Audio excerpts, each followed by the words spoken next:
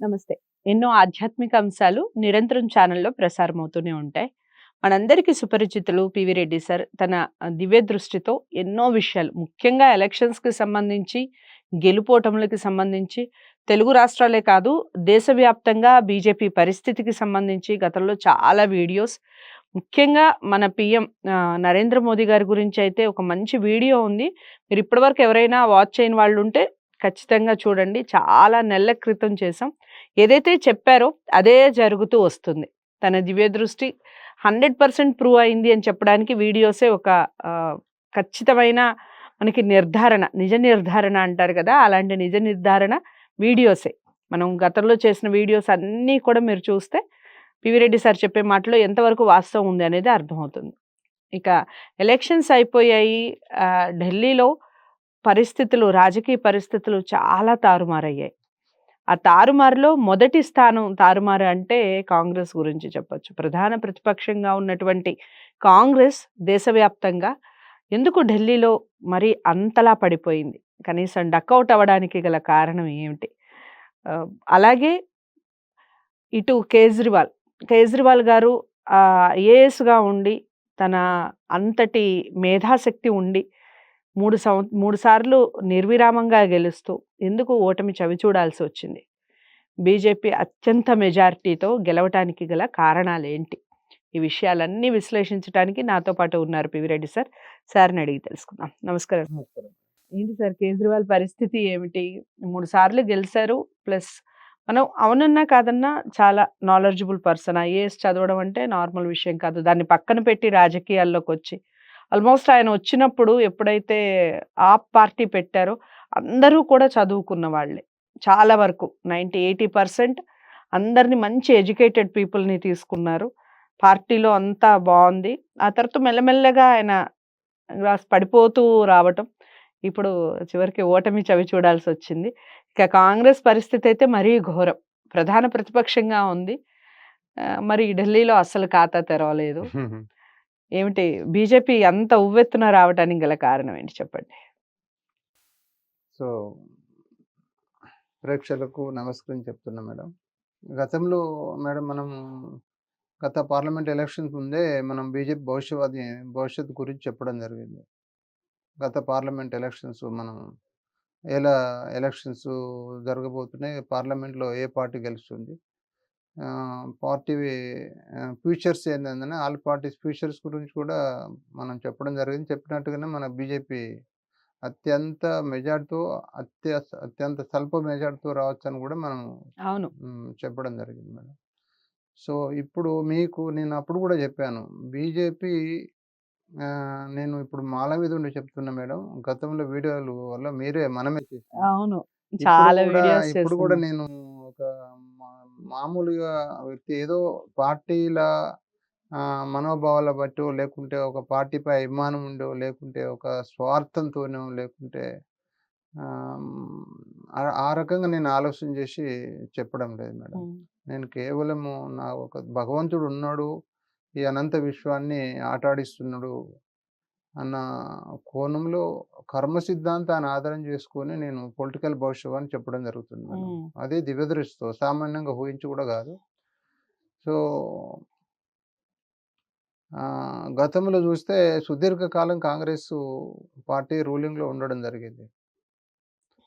అసలు భారతదేశానికి పునాది పొలిటికల్ ఫౌండేషన్ అంటే కాంగ్రెస్ పార్టీ ప్రారంభం. ఇదంతా దైవ సంకల్పం. ఇప్పుడు కాంగ్రెస్ పార్టీ, బీజేపీ ఇప్పుడు రూలింగ్‌లో ఉన్న పార్టీ మంచిది, ఓడిపోయిన పార్టీ చెడ్డదని నేను అనడం లేదు మేడం.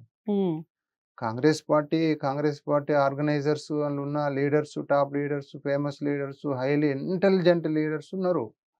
సో, అలానే బీజేపీ పార్టీ ఒకప్పుడు 0 స్థానాల్లో ఉండే, 1-2లో ఉండే. చాలా మటుకు కాంగ్రెస్ పార్టీలో చేసిన వాళ్ళే వివిధ పార్టీల్లోకి అదే వెళ్ళిన వాళ్ళు ఇప్పుడు చాలా మంది ఉన్నారు. మీరు ఒకటి చూడండి. మనము పార్టీలకు అతీతంగా మనం ఆలోచన చేస్తే పొలిటికల్ లీడర్స్ భవిష్యవాణి. ప్రతి పొలిటికల్ లీడర్ భవిష్యవాణి వాళ్ళ పొలిటికల్ లీడర్స్ అనేది ఇప్పుడు మనం ఒక సామాన్యంగా మనం ఆలోచన చేస్తే ప్రతి జన్మించిన ప్రాణిజీవి ప్రతి మానవునికి వృత్తి అనేది నిర్ణయించబడుతుంది. జన్మించక ముందే నిర్ణయించబడుతుంది. ప్రతి వ్యక్తి జనన మరణం జరిగే కర్మల్లో భాగము సృష్టించబడుతుంది జన్మించక ముందే. తర్వాత ఏ రకంగా ఏ వృత్తిలో కొనసాగుతాడన్నది. తమ జన్మ కర్మానుసారం చాలా మంది నానా రకాల వృత్తిలో పోతున్నాడు. అదే రకంగా ఈ పొలిటికల్ లీడర్స్ గూడా ఆ దైవానుగ్రహంతోనే రావడం జరుగుతుంది. హ్మ్. ఇప్పుడు మీరు ఎగ్జాంపుల్‌గా నేను చెప్తున్నా. మానవుని జన్మ కర్మ సిద్ధాంతాన్ని ఒకటే ఆధారం చేసి పార్టీలకు అతీతంగా ఒకటే క్వెషన్ ఆన్సర్ చెప్తున్నా మేడం మీకు. హ్మ్. కర్మ సిద్ధాంతం అంటే పొలిటికల్‌గా మనము ఇప్పుడు, ఇప్పుడు బీజేపీ రూలింగ్‌లో ఉంది. హ్మ్. కాంగ్రెస్ ప్రతిపక్షంలో ఉంది. అవును. పరిస్థితుల ప్రభావాలు చాలా ఘోరంగా వ్యతిరేక వేవ్స్ వస్తున్నాయి. అయితే తన కర్మానుసారం ఎగ్జాంపుల్‌గా సుదీర్ఘ కాలము 60, 70 సంవత్సరాలు కాంగ్రెస్‌లో ఉండి అనేక పదవులు అనుభవించి మంచి పేరు ప్రఖ్యాతిగాంచిన కాంగ్రెస్ లీడర్‌కు ఇప్పుడు బీజేపీ పార్టీ ఒక ఉన్నతమైన స్థానంలో నీకు పోస్ట్ ఇస్తా అని రమ్మంటే ఆయన వచ్చి రాడా? హుహు. మనిషి ఒక విత్తనం గింజ భూమిలో నాటినాక నువ్వు ఎన్ని ప్రయత్నాలు చేయి, ఎన్ని జపాలు చేయి, పూజలు జపాలు చేయి, మంత్రాలు యంత్రాలు చేయి, ఎన్ని ఎరువులు చేయి, ఎంత సేద్యం చేయి. ఒక మామిడి చెట్టు మారిపోయి ఒక జామ చెట్టు కావాలంటే కాదు. హ్మ్. మీరు చూడండి. కానీ ఈ విశ్వంలో కోటానుకోట్ల విత్తనాలు జన్మించకముందు ఏదైతే నిర్ణయించబడిందో, విత్తనం భూమిలో నాటకముందు ఏదైతే విత్తనంలో గుణాలున్నాయో, అవి సారవంతమైన నేలలో పెడితే దాని గుణాలను తగ్గట్టు బలంగా ఫలాలిస్తాయి తప్ప గుణాలు మారవు. అదే మీరు చూడండి మానవుని జన్మ మాత్రం జన్మకు కొత్త విత్తనమే. హ్మ్. ఇప్పుడు మీరు చూడండి జన్మించిన ప్రతి మానవుడు చూడండి జన్మించినప్పటి నుంచి మరణించేంత వరకు క్షణం కొత్త అవతారమే మానవుని కర్మ. హ్మ్. ఒక విత్తనము చెట్టు వలె చెట్టు చూడండి అది నువ్వెన్ని పూజలు జపాలు చేయి. నీకు వాడ ఏమన్నా రసాయన ఎరువులు ఏదన్నా మనము కెమికల్స్ ఏదన్నా మనం పైజన్ లాంటిది తెస్తే అది మరణిస్తది తప్ప, ఆ పైజన్ తీసుకొని ఫలాలివ్వదది. అవును. మీరు బాగా చెట్టుకున్న లక్షణాలది. హ్మ్. హ్మ్. అదే మానవుడు చూడండి, ఒక మంచి స్థానంలో వృత్తిలో ఉండి, ఓ 100 కోట్లు ఇస్తా నాయన నువ్వు అది అమలు చెయ్యి అంటే, ఆ పోస్ట్ పోయినా పర్వాలేదని ఆ లంచం తీసుకొని అమలు చేస్తాడు. చట్టాన్ని హుహు. మార్చేస్తాడు. హ్మ్. అదే జన్మలకు లోబడి కర్మలకు లోబడి జన్మిస్తాడు. కర్మలకు లోబడి మరణిస్తాడు మానవుడు. హ్మ్. కానీ ఈ కోటానుకోట్ల ఈ వృక్షాలు, కోటానుకోట్ల ప్రాణజీవులు మాత్రము సృష్టి రూపొందించిన కర్మలకు లోబడి జన్మిస్తాయి. కర్మలకు లోబడి జీవిస్తాయి, మరణిస్తాయి. హ్మ్. మానవుడు మాత్రము జన్మకు కొత్త విత్తనమే. క్షణం కొత్త అవతారమే. హ్మ్. ఇప్పుడు కాంగ్రెస్‌లో ఉన్న వ్యక్తి ఒక్క సీఎం పోస్టో, పీఎం పోస్టో రానయనంటే అన్ని రోజులు కాంగ్రెస్ పార్టీని పెద్ద మంచిగా ప్రౌడ్‌గా పరిపాలించి ఇంత మంచిగా ఏదన్నా అన్ని పార్టీలను తిట్టుకుంటూ ఆళ్ళ మొత్తం వన్ సైడ్ మాట్లాడిన వ్యక్తి గూడా ఆ కాంగ్రెస్ పార్టీ సిద్ధాంతాలను నమ్మి అన్ని సుదీర్ఘ కాలం 50, 60 ఏళ్ళు పరిపాలించిన వ్యక్తి ఇప్పుడు పోస్ట్ ఇస్తా అంటే బీజేపీలోకొచ్చి బీజేపీ అంత మంచి పార్టీ ఏది లేదంటాడు మళ్ళా. అంతే గదా! అలాగే నడుస్తోంది కాలం. ఇప్పుడు ఇక్కడ మీరు చూడండి. హ్మ్. ఇప్పుడు మనకు ఒక పార్టీ సిద్ధాంతంపై జన్మత ఒకే పార్టీలో ఉండాలన్నది, ఒకే పార్టీ అన్నది లేదు మనుషులకు. హ్మ్. ఇప్పుడు భగవంతుడిని ఎందుకు చెప్తున్నా ఈ సిద్ధాంతం అంటే, ఇప్పుడు ఎగ్జాంపుల్‌గా మనకు బీఆర్ఎస్ మన స్టేట్ గురించి ఆలోచన చేస్తే బీఆర్ఎస్‌లో ఉన్న నాయకులందరూ కాంగ్రెస్‌లోకొస్తుండ్రు. హ్మ్. రూలింగ్‌లో ఉందని. హ్మ్. వాళ్ళకు ఇళ్ళకి రాకముందు బీఆర్ఎస్‌లో ఉన్న వాళ్ళు కాంగ్రెస్ పార్టీ నానా రకాల వాళ్ళు ఎంత మంచి చేసినా తిడుతూనే ఉంటారు. హ్మ్. అదే పోస్ట్ ఇస్తా అంటే మరి ఆళ్ళు అప్పుడు తిట్టిన వ్యక్తి ఇప్పుడు కూడా పొగుడుతా ఉంటాడు ఈయనకొచ్చి. హ్మ్. అంటే పోస్ట్ ఇయ్యగానే ఇక్కడ సిద్ధాంతాలు మారిపోతాయి. హ్మ్. అంటే ఈడ జన్మ కర్మలు ఆధారం చేసుకొని మానవుడు జీవిస్తున్నాడు తప్ప, తనకున్న బుద్ధి జ్ఞానాన్ని బట్టి మానవుడు జీవించట్లేదు. కర్మలు తను కోరి తెచ్చుకోవట్లేదు. హ్మ్. ఈ పొలిటికల్ పార్టీస్ నిర్మించట్లేదు. నేను ఎందుకు చెప్పబోతున్నా అంటే, జన్మించిన ప్రతి మానవుడు గూడా ఆ దైవ సంకల్ప బలం ఉన్న వ్యక్తి కర్మ సిద్ధాంతంతో పార్టీ నిర్మించి దైవానుగ్రహం ఉంటే ఆ పార్టీ సంపూర్ణంగా కొనసాగుతుంది. ఆ సమయానుసారంగా తర్వాత విఫలమైపోతుంది. హ్మ్. నేను ఎందుకు చెప్పబోతున్నా అంటే, ఇప్పుడు ఒక ఫలవృక్షం ఉంది. ఇప్పుడు ప్రపంచంలో ఉన్న పార్టీల భవిష్యత్ సింపుల్‌గా ఒకే అర్థంలో మీకు చెప్తాను. హ్మ్. ఇప్పుడు మన భూభాగంపై ఎన్నో ఫలవృక్షాలున్నాయి. హ్మ్. ఎగ్జాంపుల్‌గా ఫలవృక్షాలన్నీ మంచి సారవంతమైన నేలలు పెట్టి, సారవంతమైన ఎరువులు వేసి, పోషించి, మంచి దానికి పోషించండి.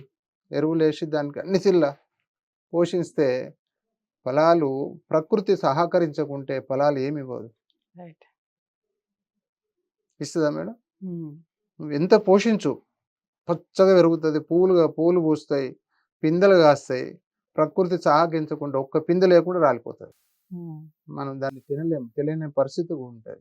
హ్మ్. ఇక్కడ నేను చెప్పబోయేది ఏందంటే, మానవుని ప్రయత్నానికి సంపూర్ణ దైవానుగ్రహం ఉంటేనే ఏదైనా సాధ్యమైతుంది. లేకుంటే విఫలమైతుంది. రైట్. నేను ఎందుకు చెప్పబోతున్నా అంటే, ఇప్పుడు కేజ్రీవాల్ గారు పార్టీ ఆవిర్భవించారు. తన జన్మ కర్మలో టు ఫ్రమ్ అనేది ఒక పీరియడ్ ఫిక్స్డ్ చేయబడుతుంది సృష్టి కాలచక్రంలో. హ్మ్. ఆ పీరియడ్ అయిపోయింది. ఇప్పుడు కేజ్రీవాల్ మీరన్నారు. ఆయన మంచి అక్షరజ్ఞాని, మంచిగా ఐఏఎస్ చదువుకున్న వ్యక్తి. హ్మ్. మంచి నీతిమంతుడు, నిజాయితీమంతుడు, పరిపాలన చేసిన వ్యక్తి. సుదీర్ఘంగా 3 సార్లు సీఎం అయిన వ్యక్తి. ఓడిపోవడానికి గల కారణం అని అన్నారు. హ్మ్. కారణం ఇప్పుడు ప్రపంచంలో చూడండి. వ్యక్తుల గుణాలను బట్టి, వ్యక్తుల తెలివితేటలను బట్టి గెలవట్లేదు, ఓటమి చెందట్లేదు. హ్మ్.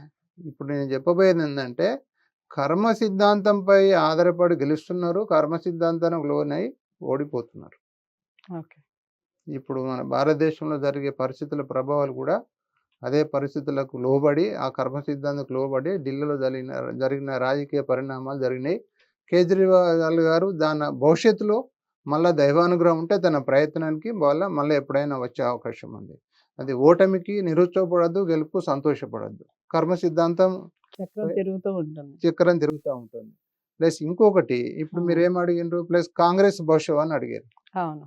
కాంగ్రెస్ భవిష్యత్తు గత సుదీర్ఘ కాలం 60, 70 సంవత్సరాలు పరిపాలించింది. హ్మ్. మరి అందరూ కాంగ్రెస్‌లో ఉన్నారు. అప్పుడే ప్రతిపక్షం 0, హ్మ్. 99%. ప్లస్సు ఆ దైవానుగ్రహంతో బీజేపీ ఆవిర్భవించింది. అది ఎందుకు ఆవిర్భవించింది ఏదన్నది ఆ పరిస్థితులు ఎందుకు వచ్చినాయి ఏదన్నది సృష్టికర్తకు తెలుసు. హ్మ్. అవునా కదా మేడం? ఏదన్నా చట్టాలు రూపొందించిందంటే గవర్నమెంట్‌కి తెలుసు ఎందుకు చట్టాలొచ్చినాయి అన్నది. హ్మ్. మరి ఏ పార్టీ అవతరించింది? మరి అందులో కాంగ్రెస్‌లో ఉన్న వ్యక్తులే ఇప్పుడు బీజేపీలోకి వచ్చారు చాలా మంది. అప్పుడు కాంగ్రెస్‌లో ఉండి బీజేపీని తిట్టిన వాళ్ళే బీజేపీలో వచ్చి గెలిచిర్రు. కాంగ్రెస్ చెడ్డదని తిడుతున్నారు. హ్మ్. ఏది మంచిది, ఏది చెడ్డదని వాళ్ళ వృత్తి కర్మలకు లోబడి మాట్లాడుతున్నంత మాత్రాన ఏ వ్యక్తులు చెడ్డోళ్ళు గాదు, ఏ వ్యక్తులు మంచోళ్ళు గాదు. హ్మ్. సృష్టి కాలచక్రంలో కర్మానుసారం వాళ్ళు రూలింగ్‌లో ఉంటారు. కర్మానుసారం తన వృత్తికి సంపూర్ణ లాభం పొందుటానికి మాట్లాడిన నట జీవితం మాత్రం గాని, హ్మ్. అది రియల్‌గా ఆలోచన చేస్తే ఏ వ్యక్తి కూడా చెడ్డోడు కాదు. రైట్. అదొకటి. హ్మ్. ఇంకా కాలే మేడం ఒకటి. చెప్పండి. ప్లస్ ఇంకొకటేందంటే, ఈ కాంగ్రెస్ పార్టీ భవిష్యవాణి దయచేసి పొలిటికల్ లీడర్స్‌కి నేను చెప్తున్నా. నేను సంపూర్ణంగా దైవభక్తుడిని, దివ్యదృష్టి గల వ్యక్తిని. నేను కర్మ సిద్ధాంతాన్ని ఆధారం చేసుకొని చెప్తున్నా. ప్లస్ కాంగ్రెస్ పార్టీ భవిష్యత్తు నేను గతంలో చెప్పాను, ఇప్పుడు చెప్పాను. ఎగ్జాంపుల్‌గా ఇప్పుడు ఒక ఫలవృక్షం నేను చెప్పాను. ఫలవృక్షం అయితే వాతావరణ పరిస్థితులు సానుకూలంగా అనుకూలిస్తే మానవుని ప్రయత్నానికి ఫలాలు ఇస్తది. తినలేము. లేకుంటే హ్మ్. తినలేము మనం. అనుభవించలేం. అలానే పార్టీల మనుగడ గూడా కర్మ సిద్ధాంతంపై ఆధారపడి ఉంది కాబట్టి, నేను దివ్యదృష్టితో చెప్తున్నా. ఈ గత చరిత్రలో దైవానుగ్రహంతో సుదీర్ఘ కాలం పరిపాలన చేసిండ్రు. ఇప్పుడు బీజేపీ పార్టీ భారతదేశంలో ఇప్పుడు బీజేపీ పార్టీ ఒక సామాన్య మానవుడు పరిపాలించినంత మాత్రాన సామాన్య మానవునికి అర్థమవుతుంది గానీ, నేను దివ్యదృష్టితో చెప్తున్నా. నరేంద్ర మోడీ గారి ఆత్మ విశ్వరూపం ఎట్లా ఉందంటే, విష్ణుమూర్తి విశ్వరూపమే నరేంద్ర మోడీ గారి పరిపాలన. నేను హ్మ్. గతంలో చెప్పాను. ఇప్పుడు కూడా చెప్తున్నా. అవును. నరేంద్ర మోడీ గారి పరిపాలన ఆ విష్ణుమూర్తి భగవంతుడు అంటే అవతారాలు ఉన్నాయి చానా. హ్మ్. హ్మ్. స్వయంగా విష్ణుమూర్తి విశ్వరూపంలో నరేంద్ర మోడీ గారి దేహాన్ని ముందర పెట్టుకొని పరిపాలిస్తున్నాడు భారతదేశాన్ని. నేను హ్మ్. గతంలో కూడా చెప్పాను. ఇప్పుడు కూడా చెప్తున్నాను. ప్రతిపక్షము ఆరతి పడుతుంది బీజేపీకి భవిష్యత్తులో. ప్లస్ ఇంకోటి, కాంగ్రెస్ పార్టీ భవిష్యత్తులో ఎలా ఉండబోతుందంటే ఎగ్జాంపుల్‌గా మీరు ఒక్కటి గుర్తుపెట్టుకోండి. సృష్టి ఈ పొలిటికల్ జీవిత చరిత్రలో కర్మ సిద్ధాంతానికి పోతే ఆహ్, ప్రతి పొలిటికల్ జీవిత చరిత్రలో పాలకపక్షం అనేది, ప్రతిపక్షం అనేది లేకుంటే దానికి మనుగడ ఉండదు. దానికి నాణ్యత ఉండదు. ప్లస్ దానికొక మంచి పరిష్కారం అనేది ఉండదన్నట్టు. హ్మ్. ప్రతిపక్షం అనేది ఎసెన్షియల్ అన్నట్టు. ఓకే. అయితే ఇప్పుడు బీజేపీ ఎంత ప్రయత్నం చేసినా ప్రతిపక్షం లేకుండా చేయలేదు. హ్మ్. ఇది కర్మ సిద్ధాంతం ప్రకారంగా పక్కా ప్రతిపక్ష పార్టీలనే కాంగ్రెస్ సుదీర్ఘకాలం ఉండబోతుంది భవిష్యత్తులో. అది కూడా ఎట్లా ఉండబోతుందంటే ఎగ్జాంపుల్‌గా నేను ఒకటి చెప్తున్నాను. ఇప్పుడు కూర వండినాం మేడం. ఓ 1,00,000 మందికి కూర వండినాం. హ్మ్. అందులో ఒక ఉప్పు స్థానంలో కాంగ్రెస్ ఉండబోతుంది. హ్మ్. ఉప్పు లేకుండా కూరకు టేస్ట్ లేదు. అవును. అర్థమైందా మేడం? ఒక 1,00,00,000 మందికి మనము ఓహ్, మనము ఫంక్షన్ ఉంది. 1,00,00,000 మందికి మనం భోజనాలు అరేంజ్ చేసిండ్రు. అందులో కర్రీస్‌లో ఉప్పు ఎంత ఏస్తారు? అంటే 99% ఇతర కూరగాయలైతే ఒక 1% ఉప్పు ఉంటది. హ్మ్. కానీ ఆ ఉప్పు లేకుంటే మాత్రం 99% టేస్ట్ వేస్ట్ బాగాలేదంటారు. గదా! హ్మ్. టేస్ట్ లేదంటారు. కానీ ఇక్కడ కాంగ్రెస్ పార్టీ భవిష్యత్తులో ఉప్పు స్థానంలో భవిష్యత్తులో ఉండబోతుంది రైట్. భారతదేశంలో. హ్మ్. అంటే మీరు ప్రతిపక్ష స్థానము అనేది పాలక పక్షానికి అద్దం లాంటిది. అద్దం లేకుండా మన ముఖంపై ఏదున్నదో మనకు అర్థం కాదు రూలింగ్ పార్టీకి. రూలింగ్ హ్మ్. పార్టీకి ప్రతిపక్ష పార్టీ అద్దం లాంటిది. ఇది పక్కా కర్మ సిద్ధాంతం ఆధారం చేసుకొని నేను చెప్తున్న భవిష్యత్తులో పాలకపక్షం, ప్రతిపక్షం అనేది సృష్టి అన్ని పార్టీలో ఉన్న వ్యక్తులందరూ మంచివాళ్ళే. తన కర్మలకు లోబడి పార్టీలు రూపొందిండ్రు. కర్మలకు లోబడి వివిధ పార్టీల్లో నాయకులు అయిన్రు. కర్మలకు లోబడి పార్టీలు మారుతున్నారు. కర్మలకు లోబడి ఒక పార్టీలో ఉన్న వ్యక్తి ఒక పార్టీని తిట్టడం, ఈ పార్టీలోకి వచ్చినాక ఆ పార్టీని తిట్టడము. ఇదన్నీ తమ కర్మలకు సంపూర్ణమైన ఫలితాలు తీసుకుంటుర్రు తప్ప, ఎవరి వ్యక్తిగత స్వార్థంతో జరిగే పోరాటాలు కావివి. సంపూర్ణ కర్మ సిద్ధాంతం నేను చెప్తున్నా మేడం. భవిష్యత్తులో ఏందంటే, బీజేపీ పార్టీ సుదీర్ఘంగా అంటే మనం ఊహించలేని సుదీర్ఘ కాలము బీజేపీ పార్టీ భవిష్యత్తులో కొన్ని సంవత్సరాల కొన్ని యుగాల పాటు కూడా పరిపాలించే పరిస్థితులు ఛాన్స్ ఉంది. ఛాన్స్ ఉంది. రైట్. కాబట్టి దయచేసి ఎవరు కూడా దీన్ని తప్పుపట్టొద్దని నేను భావిస్తున్నా. ఓకే. ప్రతిపక్షం అనేది పక్కా ఒక ఉప్పు స్థానంలో ఉండబోతుంది భవిష్యత్తులో భారతదేశంలో. ఓకే. సో, కాంగ్రెస్‌కి సంబంధించి ఒక మంచి శుభవార్త అని చెప్పొచ్చు. ఈ మనం ఎంత ఇప్పుడు పివి రెడ్డి సార్ చెప్పినట్టుగా ఎలాంటి కూర తినాలి అనుకున్నా, ఎలాంటి రుచులు కావాలనుకున్నా ఉప్పు లేక రుచి పుట్ట నేర్చునట్టయ్యా తాళిమనివ్వదే వెన్న భాస్కర అని భాస్కర శతకం గూడా ఉంటుంది. సో, ఏదేమైనప్పటికీ పార్టీలకు అతీతంగా చెప్పినటువంటి విషయాలివి. పార్టీలకి సంబంధం లేదు. భవిష్యత్తులో ఏ పార్టీ ఏ స్థానంలో ఉండబోతోంది, ఎలా వాళ్ళ పరిపాలన కొనసాగబోతుంది అనేది చెప్పారు. తప్పులు తెలుసుకొని ఖచ్చితంగా మళ్ళీ ముందంజ వేసే అవకాశాలు కూడా ఉంటాయేమో భవిష్యత్తులో. ఎలా ఉంటుందో భవిష్యత్తు. మనకి ఢిల్లీ రాజకీయం కాదు ఓవరాల్‌గా దేశవ్యాప్తంగా ఉన్నటువంటి రాజకీయాలకు సంబంధించి మళ్ళీ మాట్లాడే ప్రయత్నం చేస్తాను పివిరెడ్డి సార్‌తో. ఈ వీడియోని అందరికీ షేర్ చేయండి, లైక్ చేసి ఛానెల్‌ని సబ్స్క్రైబ్ చేసుకోండి. మరో మంచి టాపిక్‌తో మళ్ళీ కలుద్దాం. నమస్తే.